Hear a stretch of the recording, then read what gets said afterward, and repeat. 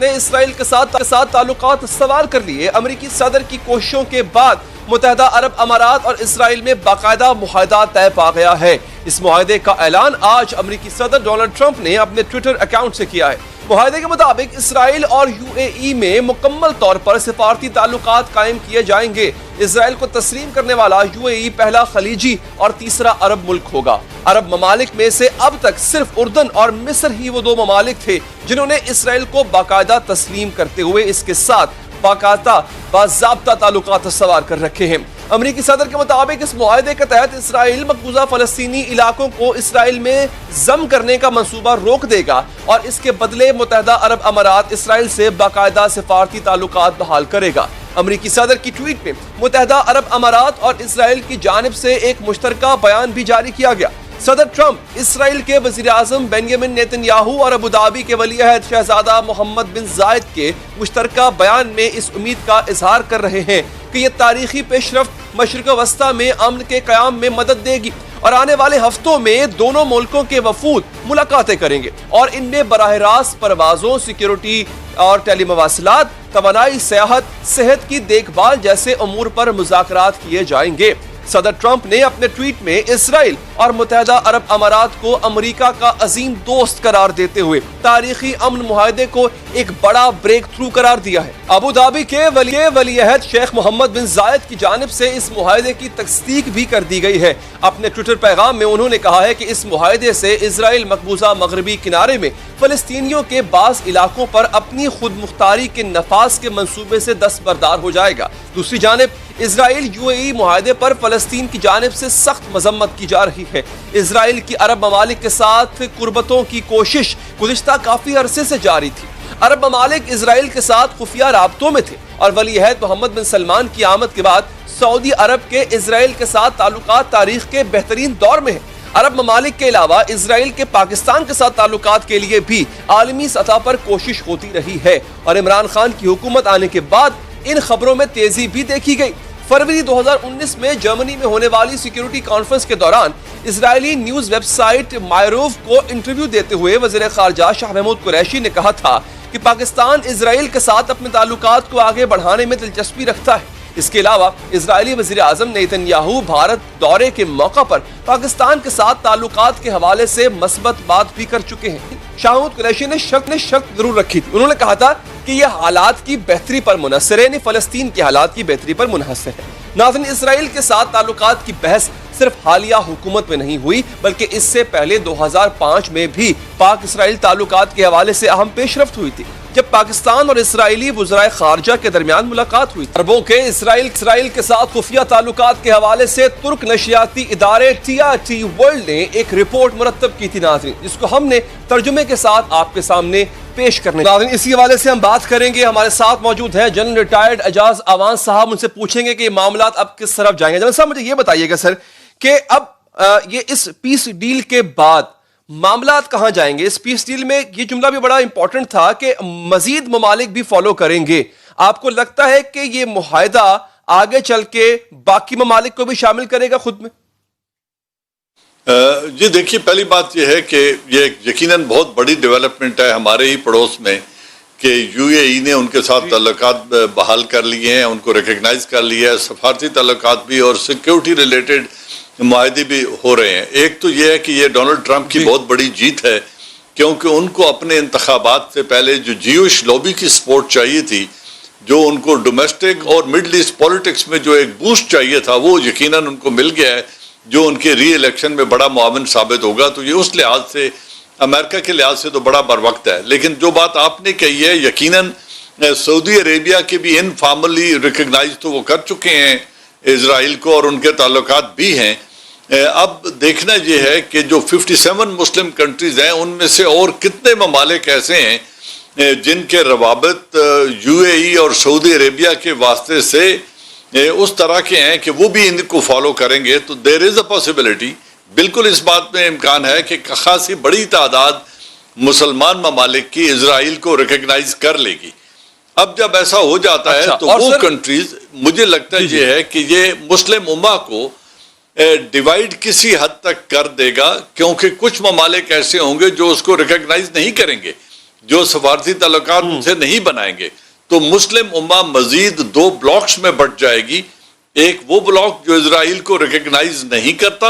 اور ان کی پالیسیز کو ڈسکریج کرتا ہے اور ان کو مناسب نہیں سمجھتا, اور ایک ایسا ہوگا بلاک بن جائے گا جو ان کو یقیناً ریکگنائز بھی کر لیں گے اور ان کے ساتھ اپنے سفارتی تعلقات بنا کر ان کی پالیسیز میں ان کے ساتھ تعاون کریں گے. تو اب دیکھنا یہ ہے کہ مسلم امہ کے لیے یا پیلسٹائن کے لیے بالخصوص اس میں سے کیا بہتری برآمد ہوتی ہے. جنرل صاحب مجھے سر یہ بتائیے گا, کیا جو کنٹری ریکگنائز کرتا جائے گا جیسے یو اے ای نے کر لیا,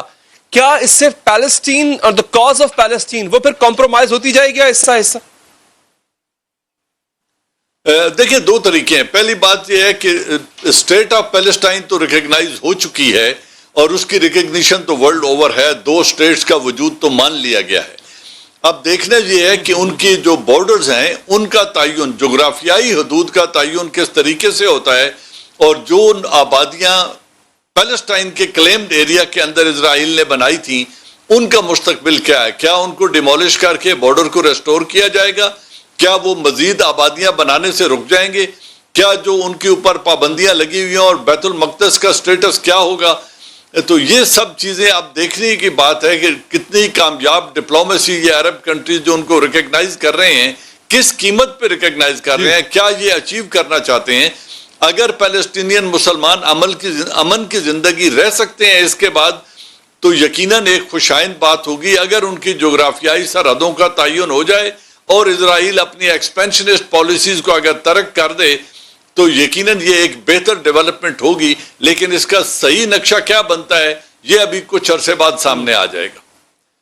اچھا دیکھیں, آپ نے جیسا کہ جنرل صاحب پہلے بھی کہا تھا آپ سے جب انفارمل گفتگو ہو رہی تھی کہ یہ معاملہ مذہبی نہیں ہوتا, مذہبی سیاسی ہوتا ہے یا معاشی ہوتا ہے, تو سر کیا اسرائیل کی ریکگنیشن سے ان عرب کنٹریز کو کوئی معاشی فائدہ بھی ہوگا؟ دیکھیں معاشی فائدے سے زیادہ بات ہے یہاں پہ امن کی. میرے خیال میں جو پیلسٹینین ایشو اور اسرائیلی ایشو ہے اس کو وہ مذہبی رنگ سے نکال کے ایک سیاسی حقیقت یا سیاسی ریالٹی کی صورت میں دیکھ کر اس کی طرف بڑھ رہے ہیں عرب ممالک. جس طرح ابھی ہم نے دیکھا کہ کشمیر کے معاملے پر OIC نے ابھی تک کوئی واضح موقف اختیار نہیں کیا. اس کی وجہ بھی یہ ہے کہ وہ کشمیر کو ہم اسے ایک مسلم مائنورٹی جس کے اوپر ہندو ظلم کر رہے ہیں, ہندو میجورٹی ظلم کر رہی ہے, ہم اس کو اس نظر سے بھی دیکھتے ہیں. اور ان کا جو ایک رائٹ تھا پلیبسسٹ کے ذریعے انتخاب کرنے کا کہ وہ کس ملک کے ساتھ رہنا چاہتے ہیں, ہم اس کو دونوں صورتوں سے ایک مذہبی معاملہ سمجھتے ہیں. کیونکہ تقسیم ہند کے وقت بھی جو بات ہوئی تھی مسلم میجورٹی اور ہندو میجورٹی ممالک کی اور ریاستوں کی بات ہوئی تھی, تو یہ ایک مسلم میجورٹی ریاست تھی جن کا جو ایک مذہبی الحاق بنتا تھا وہ پاکستان کے ساتھ بنتا تھا.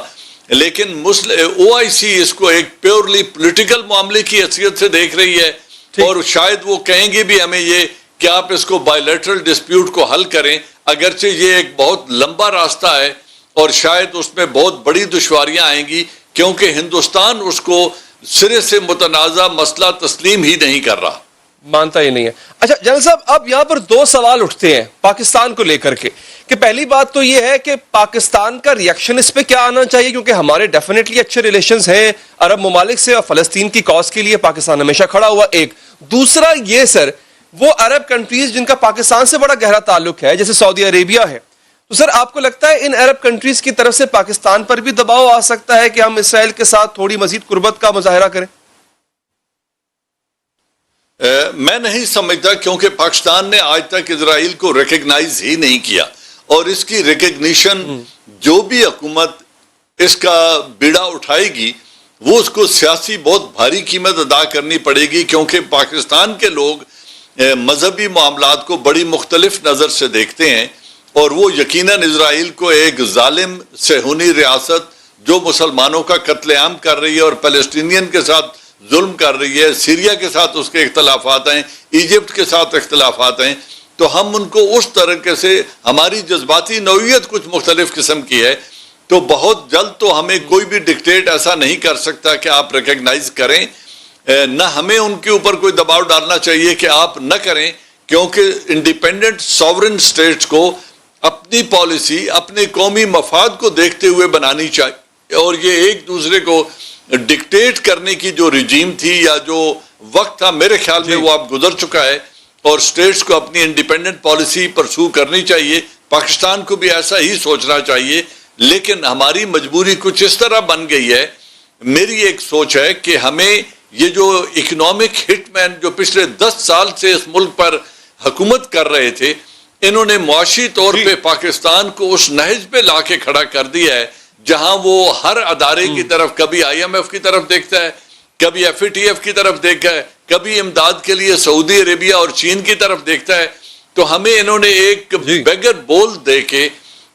تمام ریاستوں کے سامنے ایمبیرس کر کے کھڑا کر دیا ہے، اور وہ لیڈرشپ جو ہے، جو اس کی ذمہ دار ہے، وہ اکاؤنٹیبلٹی کو بھی بہت اچھی طریقے سے اوائڈ کر رہے ہیں۔ آئی وش کہ ان کا کوئی محاسبہ ہو جائے تاکہ ریاست پاکستان اپنی انڈیپینڈنٹ باوقار پالیسیز کو پرسو کر سکے۔ بالکل ٹھیک ہے، بالکل جلال صاحب بہت بہت شکریہ سر آپ کے وقت کا۔ یہاں پر ایک وقفہ لیتے ہیں، وقفے کے بعد ہمارے ساتھ ہوں گے رؤوف کلاسرا صاحب، ان سے